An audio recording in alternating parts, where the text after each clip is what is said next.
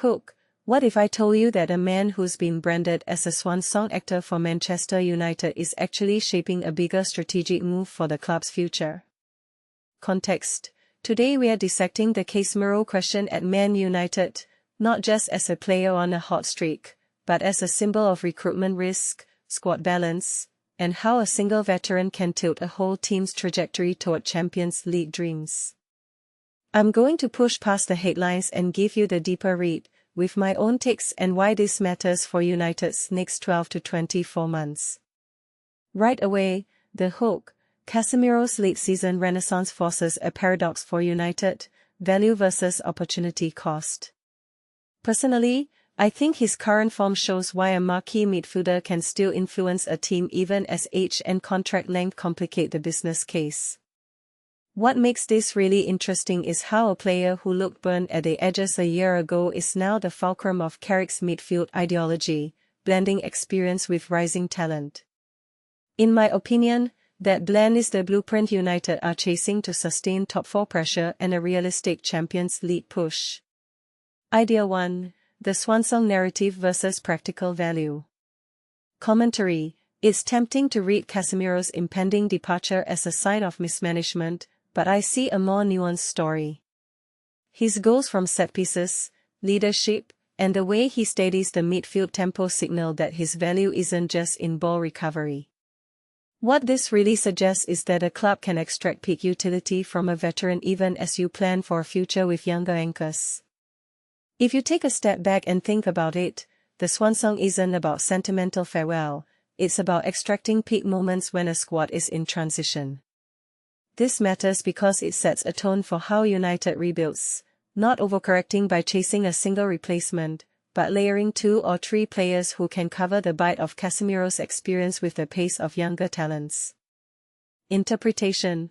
The club's decision to let him go despite current form signals a chronic discipline in squad building. Invest in a long-term midfield spine, even if it means sacrificing a temporary peak from a star. This reflects a broader trend in top clubs where leadership and functional fit trump nostalgia. The risk is that you're betting on multiple moving parts clicking together rather than banking on one legendary figure. Reflection. Fans love the Bashkiss moment and the late career heroics, yet the raw economics and the ceiling on his contract value argue for a tidy exit. The deeper question is whether United can recreate this balance, 2 or 3 midfielders who can deliver Casemiro-like influence without the single overpay risk that Gary Neville critiques. My takeaway: Casemiro's exit could be the catalyst for a smarter midfield build, not a terminal collapse. Idea 2. The tactical glue and the Carrick era. Commentary. Carrick's interim period has turned Casemiro from a defensive barrier into a more advanced, influence-driven operator. This is not just about one goal, it's about the pairings, Casemiro with Fernandes, Casemiro with Menu, that unlock a more dynamic attacking posture. What many people don't realize is how much protection in front of the backline enables higher-risk passes and more aggressive pressing as a unit. In my opinion, the real revolution is in the rhythm, a veteran spine enabling a younger ball-playing engine room to flourish. Interpretation. If United replace Casemiro with a duo or trio that can replicate both the defensive cover and the leadership, they're not downgrading, they're rebalancing. This aligns with modern midfield philosophies where an elder statesman acts as a metronome while 2 or 3 younger players share the workload, not one maestro carrying the load. The 6 goals from set pieces this season aren't flukes, they're evidence of a system that leverages Casemiro's timing and aerial presence. Speculation. The club will probably pursue at least 2 midfielders this summer, as Callum Bishop notes, to avoid a drop-off in control and to future-proof the spine. If they land complementary profiles, one destroyer with energy, one connector with progressive passing, their ceiling could outpace last season's expectations. This is less about losing a star and more about building a scalable engine for high-press, high-urgency football. Idea 3. Investment reality and the Casemiro calculus. Commentary. Neville's critique isn't about Casemiro's talent, it's about the financial arithmetic. £140 million total investment with roughly £20 million annual wages and the risk of devaluing him before the contract ends. What this reveals is a broader truth: even great players become awkward assets if the club isn't disciplined about residual value and replacement planning. From my perspective, the key takeaway isn't, was he worth it, but, could United have engineered a cheaper, more sustainable route to the same on-field impact? Interpretation: the market often rewards immediate impact but punishes later-stage value erosion. The nuance is that Casemiro still contributes at a high level, but the financial optics of long-term overpayment complicate a clean exit.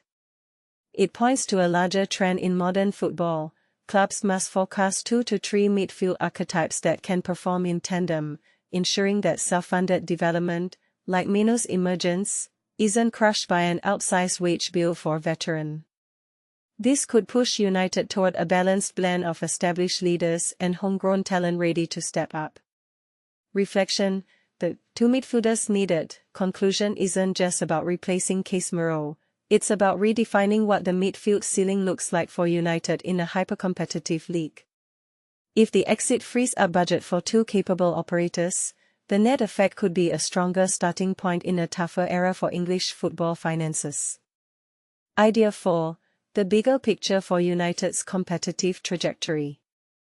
Commentary: the 3-1 win over Villa and the 3-point gap in the fight for third aren't just numbers, they signal a recurring pattern, a more resilient spine, smarter game management, and an emphasis on using set-piece efficiency as a differentiator.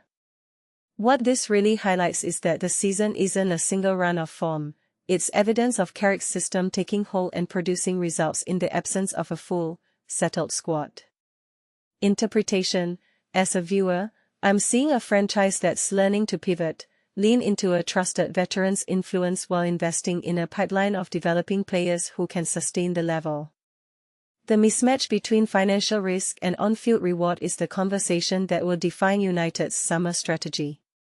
If they harmonize these elements, the team's ceiling becomes a function of how well they integrate new pieces without eroding the identity that's finally starting to mature under Carrick.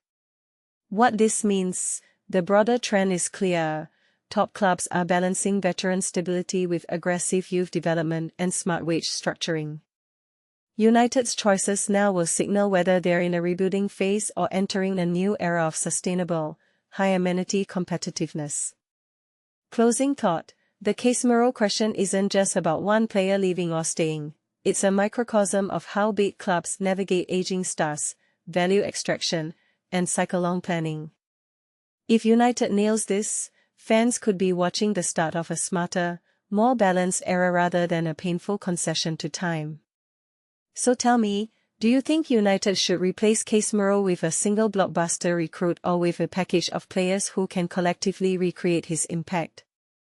Leave your take in the comments, and tell me which midfield archetypes you'd value most in the summer window.